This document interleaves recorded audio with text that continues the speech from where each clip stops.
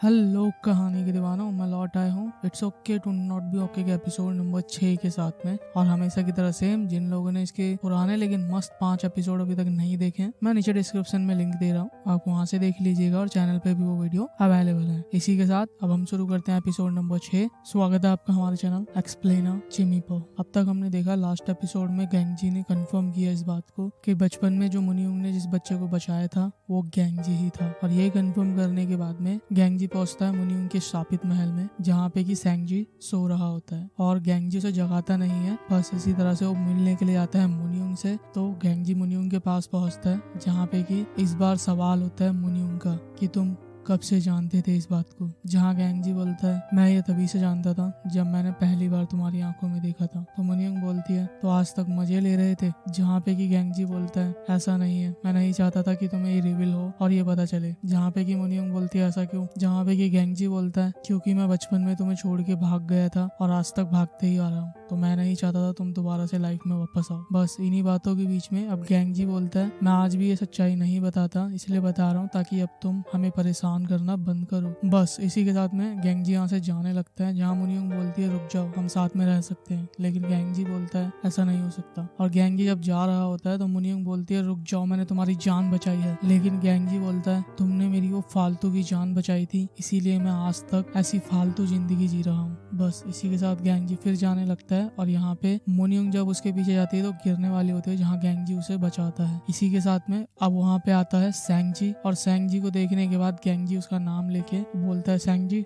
चलो घर चलेंगे। लेकिन सैंगजी बोलता है नहीं, मुझे घर नहीं जाना, मुझे मुनियुंग ने आर्टिस्ट की जॉब दी है जहाँ पे कि मैं उसकी किताबों के लिए अब से ड्राइंग बनाऊंगा और मैंने ये कॉन्ट्रैक्ट भी साइन किया है। जहाँ पे गैंगजी बोलता है मजाक मत करो सैंगजी, चलो चलते हैं। लेकिन वो नहीं मान रहा होता और वो बहुत ज्यादा पैशनेट होता है कि अब मैं आर्टिस्ट बन जाऊंगा। और सैंगजी कई बार बोलने के बाद भी नहीं मानता है, तो गैंगजी को बहुत ज्यादा गुस्सा आता है, जिससे कि वो उसका कॉन्ट्रैक्ट लेने के बाद में फाड़ देता है। और अब इसके बाद में उससे भी बहुत ज्यादा गुस्सा आता है सैंगजी को, जहाँ उसके शब्द ये थे इस कॉन्ट्रैक्ट पे सैंगजी का हक है, इस कॉन्ट्रैक्ट पे सैंगजी का हक है, गैंगजी का नहीं है। और इसी तरह से बोलते बोलते वो उसे मारने लगता है। और यहाँ पे हमें दिखाया जाता है एक बहुत ही इमोशनल सीन, जहाँ पे कि सैंगजी बार बार ये बोल रहा होता है कि उस कॉन्ट्रैक्ट और सैंगजी पे सिर्फ सैंगजी का हक है और किसी का हक नहीं है, सैंगजी सिर्फ सैंगजी का है। इस तरह के शब्द बोल के वो गैंगजी को बहुत मार रहा होता है। और एक टाइम पे आने के बाद में मुनियुंग उसे रोकती है और वो धीरे धीरे से काम होता है और अंत तक वो एक ही बात बोल रहा होता है सैंगजी सिर्फ सैंगजी का है। अब इस बात का मतलब क्या है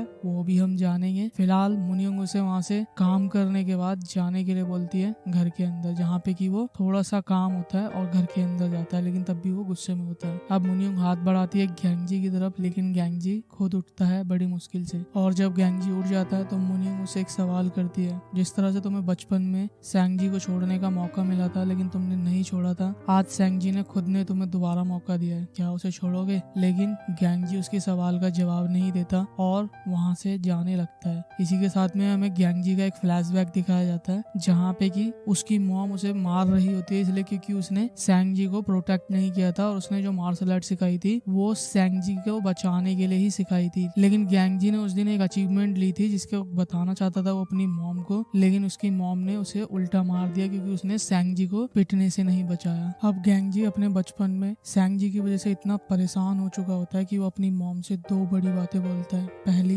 क्योंकि गैंगजी सिर्फ गैंगजी का है, ये मेरी रिस्पॉन्सिबिलिटी नहीं है कि मैं सैंगजी को बचाता रहूं। और दूसरी बड़ी बात वो ये बोलता है कि मैं चाहता हूँ सैंगजी मर जाए, क्योंकि वो इससे इतना ज्यादा परेशान हो चुका होता है, इसलिए वो अपनी मॉम को इतनी बड़ी बात बोलता है। इसी से उसकी मॉम बोलने लगती है तुम ऐसा कैसे कह सकते हो। और गैंगजी उस वक्त यही शब्द रिपीट करता है गैंगजी सिर्फ गैंगजी का है, गैंगजी पर सिर्फ गैंगजी का हक है। और इसी बात को प्रेजेंट में सैंगजी ने रिपीट किया होता है क्योंकि उसको ये बात याद होती है बचपन की। बस इसी के साथ गैंगजी बहुत ज्यादा परेशान हो चुका होता है और इतनी बड़ी बातें बोलने के बाद वहाँ से भाग जाता है, जहाँ पे कि जो वो अचीवमेंट लेके आया था वो सेंगजी उठाने के बाद बोलता है गेंगजी अपना ये लेके जाओ, तुम्हारा ये छूट गया है। और वो दोनों भागते हैं और गेंगजी एक जगह पे पहुंचता है जहाँ पे कि सेंगजी फिर भी गिरते पड़ते किसी तरह से उसकी अचीवमेंट को उसके पास लेके आ रहा होता है और बोल रहा होता है गेंगजी ये तुम्हारा है, तुम लो। गेंगजी पर सिर्फ गेंगजी का हक है, वो भी इस बात को समझ रहा होता है और बोल रहा होता है, जहाँ पे आखिरकार गेंगजी फिर से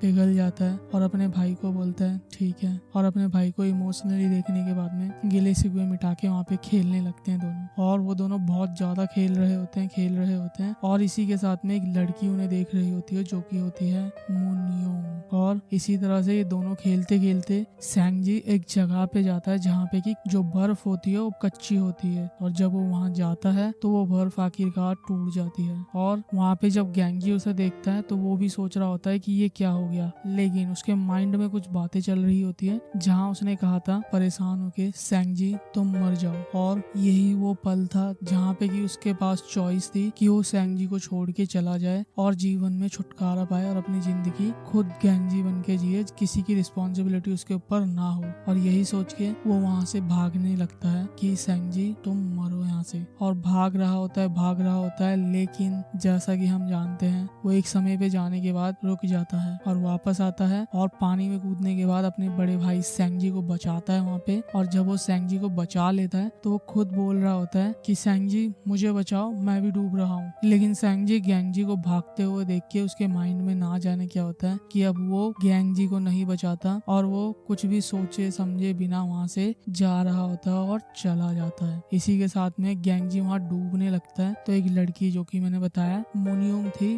वो वहाँ से आती है और उसके पास में कुछ फैक्ट्री जो कि फॉर्म का होता है और उसकी जान बचाती है। और जो अभी तक हम एक एनिमेशन वाली स्टोरी देख रहे थे जहाँ पे कि उस लड़की ने उसकी जान बचाई थी, और जो बार बार छोटे बच्चों की स्टोरी दिखाई जा रही होती है वो इन दोनों की होती है, और जो बचाने की बात होती है वो यही होती है जहाँ पे कि मुनयोंग उसे बचा लेती है। बस इसी के साथ सीन आता है प्रेजेंट में जहाँ पे कि गेंगजी को दिखाया जा रहा होता है और गेंगजी उस कॉन्ट्रैक्ट को देख रहा होता है जो कि सेंगजी ने साइन किया था, और जिसे फाड़ने के बाद में सेंगजी बहुत ज्यादा गुस्सा हुआ था कि उसमें आखिर ऐसा है क्या। और जब गेंगजी उस कॉन्ट्रैक्ट को पढ़ता है तो वहाँ पे नॉर्मल चीजें लिखी होती है कि सेंगजी को एक आर्टिस्ट का दर्जा दिया जाएगा, सेंगजी मुनयोंग की किताब के लिए ड्राइंग बनाएगा और उसे हमेशा रिस्पेक्ट दी जाएगी और उसे पैसे दिए जाएंगे। लेकिन वहाँ पे सेंगजी एक चीज को काट देता है कि उसे पैसे दिए जाएंगे, और उसे काटने के बाद लिखता है कि सेंगजी को एक वैनिटी वैन दी जाएगी क्योंकि उसके छोटे भाई गेंगजी को घर बदलना पसंद नहीं है, इसलिए उसने इस चीज की डिमांड की होती है, यानी कि ये लिखा होता है कि उसे वैनिटी वैन चाहिए। और फिर से जब गेंगजी इस बात को पढ़ता है कि उसने मेरे लिए ये काम शुरू किया है और उसे जो वैनिटी वैन चाहिए वो अभी भी मेरे लिए ही चाहिए, इसीलिए वो काम करना चाहता था। और ये चीज समझने के बाद में फिर से इमोशनल हो जाता है।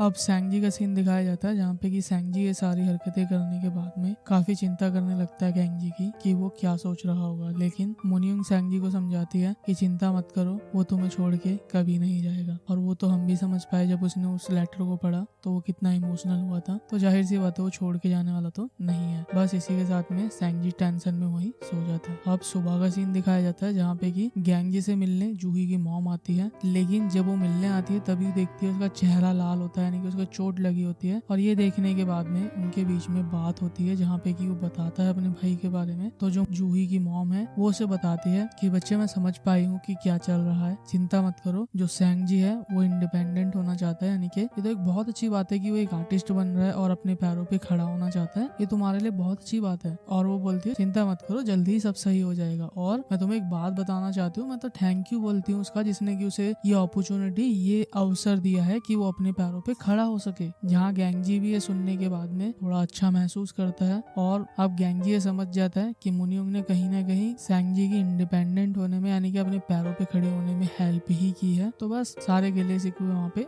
मिटा देता है। इसी के साथ में अब हमें सीन दिखाया जाता है मिस्टर ली का, जहाँ पे कि वो पहुंच जाते हैं मुनयोंग के पास में, और जब वो घंटी बजाते हैं तो वहाँ से गेट खोलता है सेंगजी, और सेंगजी उन्हें देखने के बाद में सोचता है पता नहीं कौन उल्लू है और बंद कर देता है। जहाँ पे कि वो दोनों भी सोच रहे होते हैं ये क्या चल रहा है, लेकिन उसकी सेक्रेटरी उसे बताती है कि ये वही बंदा है जिसकी वजह से कॉन्सर्ट में इतना हंगामा हुआ था। और वो देखने के बाद में बोलता है अरे यार ये यहाँ क्या कर रहा है। बस इसी तरह से उसकी एंट्री होती है कुछ इस तरह से, और वो मुनयोंग को जाके बोलता है कि तुम इसके साथ कहाँ रह रही हो, ये खुद तो अपने आप को संभाल नहीं पाता और तुम भी ऐसी हो, तुम खुद अपने आप को नहीं संभाल पाती तो कैसे संभालोगे तुम दोनों एक दूसरे को। जहाँ पे कि मुनियुंग बोलती है चिंता मत करो, हम दोनों को संभालने के लिए एक सेफ्टी वॉल है। तो वो पूछता है वो कौन है, तो मुनियुंग इशारा करती है वो रहा। जहाँ पे हम देख पाते हैं गैंगजी अपना बोरिया बिस्तरा उठा के मुनियुंग के घर आ चुका होता है और मस्त एंट्री लेता है यहाँ पे। बस इसी के साथ में जिस तरह से मिस्टर ली की यहाँ एंट्री हुई थी उसी तरह से उसको एग्जिट कर देती है और ऊपर से उसकी कार भी ले लेती है कि यहाँ पे रोड खराब है, तुम निकलो यहाँ से। अब हमें सुबह का सीन दिखाया जाता है जहाँ पे कि गैंगजी खाना बना रहा होता है मस्त लजीज सा, और जब मुनियुंग वहाँ पे आती है तो उसकी आंखों में एक अलग ही तरह की चमक होती है क्योंकि उसने ना जाने कितने समय से ऐसा माहौल नहीं देखा या फिर घर का खाना कब से नहीं खाया। वो आज तक होटल और ना जाने कहाँ कहाँ खा रही होती है, और जब वो गैंगजी को खाना बनाते हुए देखती है और खाने को अपने सामने देखती है तो वो एक पल को हिप्नोटाइज हो जाती है। जहाँ पे कि गैंगजी बोलता है हम घर पे हमेशा चावल ही खाते हैं, तुम क्या खाती हो। तो तब जाके वो जागती है और वो बोलती है कुछ भी खा सकते हैं, और वो वहाँ पे बहुत इमोशनल हो रही होती है ये सारी चीजें देख के और बहुत ही खुश होती है। अब गैंगजी मुनियुंग के साथ में बात करता है और गैंगजी मुनियुंग को अपनी शर्तें बताता है कि हम वीकेंड पे अपने घर वापस जाएंगे और तुम्हें सैंगजी के साथ अच्छे से बात करनी होगी रिस्पेक्ट से, और उसे आर्टिस्ट का दर्जा भी देना होगा पूरी तरह से, और ऐसी बहुत सारी शर्तें बताता है। और गैंगजी बोलता है मंजूर है, तो मुनियुंग बोलती है जान मुझे सब कुछ मंजूर है। और गैंगजी बोलता है तुम्हें तो कसमें वादे इन सब पे विश्वास नहीं था ना। तो मुनियुंग बोलती है ये वादा मैं तुमसे कर रही हूँ ना। बस इसी के साथ में अब हमें दिखाया जाता है ये तीनों पहुंच जाते हैं साइको हॉस्पिटल में जहाँ पे कि इन्हें अपना अपना काम करना होता है। सेम मुनियुंग को पढ़ाना होता है। अब सैंगजी जाता है अपनी पेंटिंग बनाने जहाँ पे डॉक्टर तितली की बात करता है उसे बनाने के लिए, तो वो फिर से परेशान होने लगता है। इसी के साथ में अब हमें मुनियुंग का सीन दिखाया जाता है जिसके पास में एक औरत आती है और वो इतने कन्विंसिंग रूप से उसे बोलती है कि बेटी, और कुछ ऐसी चीजें बोलती है जिससे कि मुनियुंग को विश्वास हो जाता है कि वो उसकी माँ है, और यहाँ तक कि वो उसे माँ भी बोलती है। लेकिन वो कुछ कॉन्सर्ट या फिर कुछ ऐसी बातों की जिक्र कर देती है जो उसके बचपन से मैच नहीं होती। जहाँ जाने के बाद उसे समझ में आता है कि वो उसकी माँ नहीं है। उसकी कन्विंसिंग पावर इतनी थी कि उससे एक पल को लगा था कि वो उसकी माँ है, तो उसे बहुत गुस्सा आता है। और इसी तरह से एक सीन और दिखाया जाता है जहाँ पे कि वो उसका पीछा फिर करने लगती है और बेटी बेटी बोल रही होती है। तो मुनियुंग इरिटेट हो जाती है और इरिटेट होने के बाद में अपनी मॉम के बारे में बताती है कि मेरी माँ की मृत्यु हो चुकी है, और अपनी माँ की डेथ के बारे में बता रही होती है डीपली, और उसे इतना डरा देती है कि वो वहाँ पे बेहोश हो जाती है। बस अब इसी के साथ में अब हमें सीन दिखाया जाता है मुनियुंग के शापित महल की जहाँ पे कि वो सो रही होती है और अपनी मॉम के ही कुछ ख्याल आ रहे होते हैं उसे, और इसी के साथ में मुनियुंग को फिर से स्लीप पैरालाइज हो जाता है जहाँ पे कि वो अपनी बॉडी फिर नहीं हिला पा रही होती है, और हम देख पाते हैं उसकी मॉम फिर से उसके ऊपर है, यानी कि आत्मा दिख रही होती है उसे। बस इसी के साथ में वो उसके करीब आती है और वो बोलती है मैंने कहा था ना कि मैं तुम्हारे राजकुमार को मार दूंगी, बहुत जल्दी मरेगा वो, और इस तरह से बोल रही होती है क्योंकि मुनियुंग बहुत ज्यादा डर रही होती है। तो मुनियुंग की थोड़ी बहुत आवाज आ रही होती है और गैंगजी भी कहीं ना कहीं कुछ महसूस करता है और जल्दी से आता है उसके रूम में, और जब वो आके देखता है तो मुनियुंग पूरी तरह से